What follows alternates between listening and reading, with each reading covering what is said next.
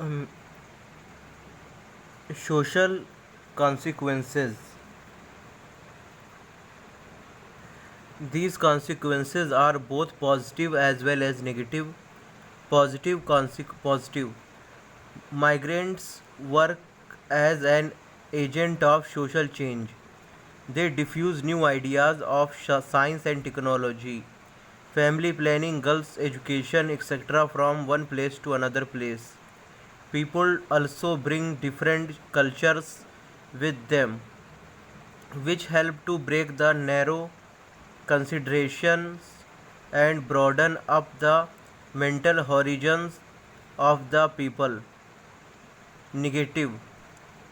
Anonymity increases and creates social vacuum and feeling of ejection. This feeling ultimately results in antisocial activities such as crime, drug abuse, theft, etc. Heading environmental consequences. Negative. Large scale rural urban migration leads to overcrowding in the cities and puts tremendous pressure on the infrastructure. It also results in unplanned and haphazard growth of cities, in which slums and shanty colonies are very common. Overcrowding is also related to over exploitation of natural resources, and cities are facing serious problems of water shortage, air and water pollution, problem of sewage disposal and management of solid wastes. Heading other consequences. First point, when male migrants leave their wives in rural areas, this put extra physical and mental pressure on women. Second point, migration of women for education and employment gives them more freedom. No, on the other hand, it also adds to their vulnerability. Vulnerability. Chapter number 13, Human Development. Geography class 12 chapter number 13, Human Development. uh, Development in India.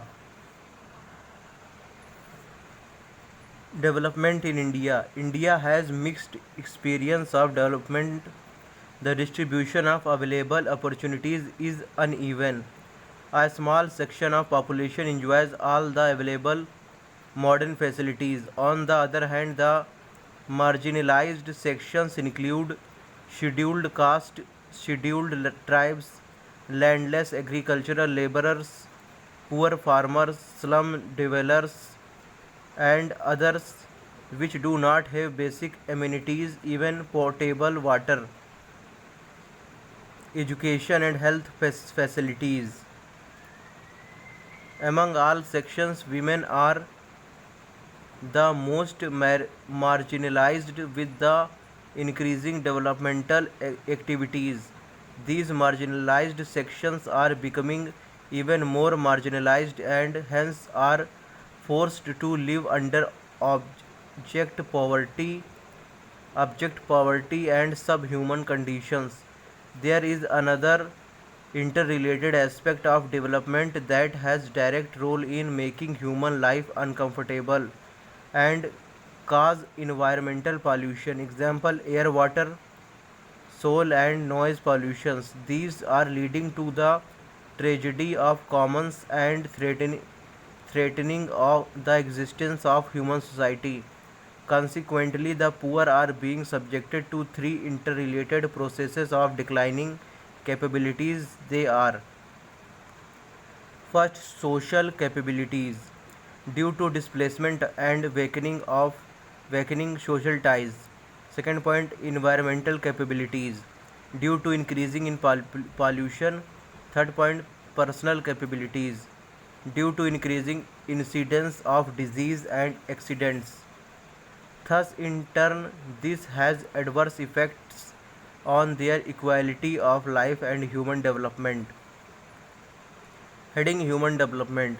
After seeing the inability of the Western and Eurocentric view of development to handle the existing issues, the concept of human development is brought against this concept. It is considered as a solution to all the existing problems. Thus, human development is a process of widening and providing more choices to people, providing them more opportunities for education, health care, empowerment, income, and covering all the choices from a healthy physical environment to economic, social, and political freedom. The first systematic effort in enhancing the human development was made by United States Development Program in bracket UNDP bracket close by publishing the first human development report in 1990. Now it is regularity published.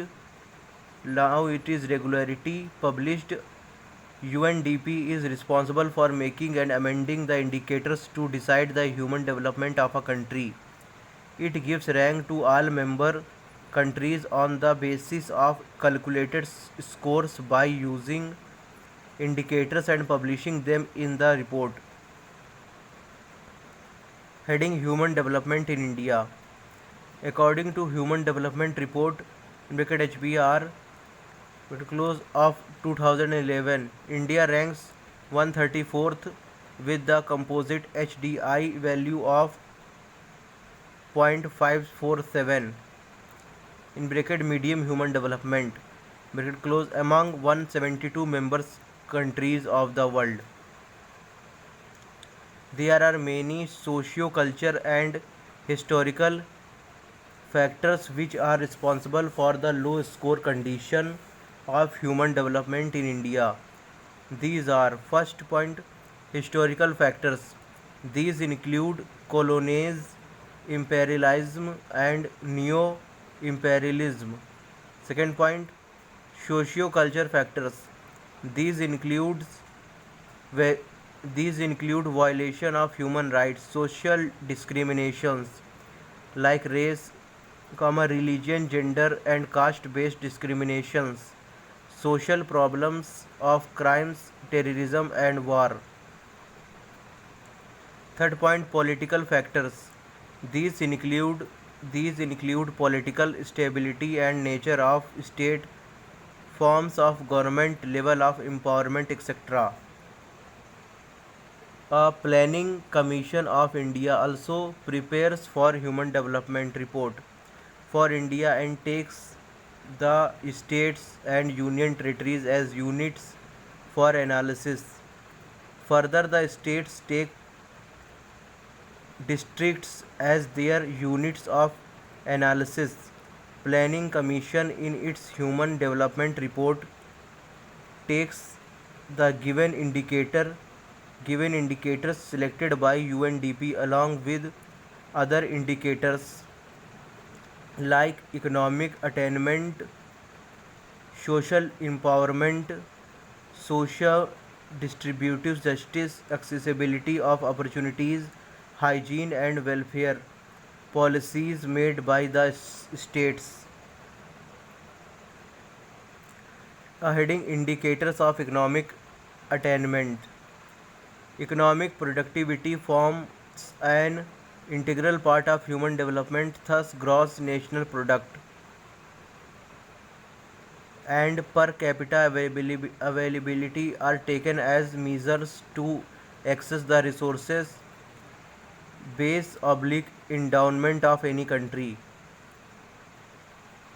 On one side, India's GDP is at current price in bracket 3,200 crore rupees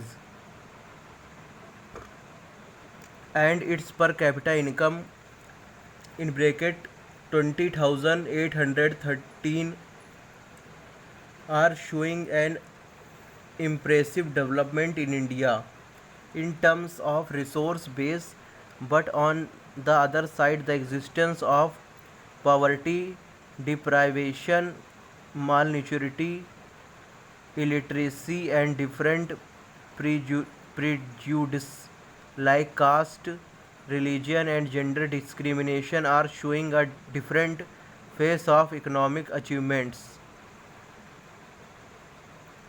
Heading variation in per capita income. The spatial pattern of per capita income is uneven. First point, states having high per capita income in bracket more than 4,000 per year at 1980 to 81 prices bracket close. Maharashtra, Punjab, Haryana, Gujarat and Delhi. Second point, states having low per capita income in bracket less than 2,000 rupees per year. Uttar Pradesh, Bihar, Odisha, Madhya Pradesh, Assam, Jammu and Kashmir, etc. Heading variation in per capita consumption.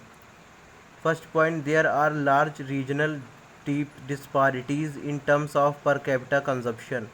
Second point, developed states having high per capita consumption in bracket more than 690 rupees per month bracket close are Kerala, Punjab, Haryana, Maharashtra, Gujarat, etc. Third point, poor states having low per capita consumption in bracket less than 520 rupees per month bracket close are Uttar Pradesh, Bihar, Odisha and Madhya Pradesh, etc. Fourth point, these variation in both per capita income and consumption are showing some serious problem like poverty, unemployment and underemployment. Heading poverty. First point, poverty is a state of deprivation.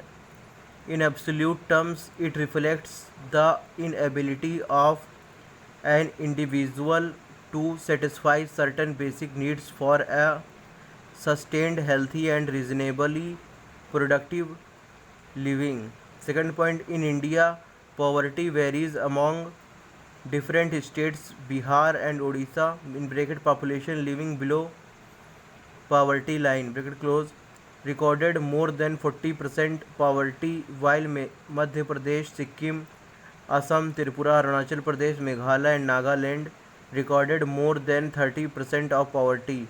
Union territories record poverty less than 30% of are Chandigarh, Daman and Diu and Delhi.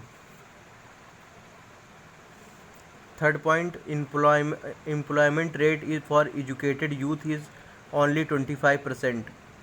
Jobless growth and rampant unemployment are some of the major causes responsible for poverty in India. Heading indicators of healthy life. Healthy and long life. Healthy and long life is important for everyone, and it is measured by availability of unadequate. It is measured by availability of adequate health facilities to decrease infant deaths, post-delivery deaths of mothers, old age health care, proper nutrition and safety of people.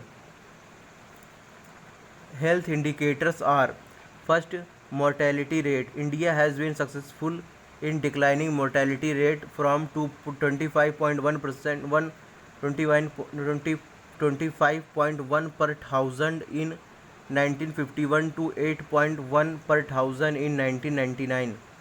Infant mortality rate is also declined from 148 per thousand in 1951 to 70 per thousand in 1999. Second point, average life expectancy rate. It is increased from 37.1 years to 62.3 years for males, 36.2 to 65.3 for females during 1951 to 1999. Third point, birth rate. India has also brought down its birth rate from 40.8 in 1951 to 26.1 in 1999, but it is still higher as compared to developed countries. Fourth point, sex ratio. Sex ratio in India is declining after every decade. According to 2001 census, the findings are very disturbing. particularly in case of child sex ratio between 0 to 6 age group except Kerala in bracket highest sex ratio. All the states have the declining trend in child sex ratio. For example, Haryana and Punjab have the child sex ratio below 800 female children on per thousand male children. Bracket according to 2011 census, child sex ratio declined against 2001 from 927 to 919. Heading indicators of social empowerment. First point, freedom from hunger, poverty, servitude, bondage, ignorance, illiteracy and other forms of domination is the key to human development. Second point, empowerment and participation of people by using their capabilities and choices in the society leads to actual freedom. Third point, people can use their capabilities and choices by understanding the society and environment. This can happen through literacy as it opens the door of a world of knowledge and freedom. Heading literacy in India.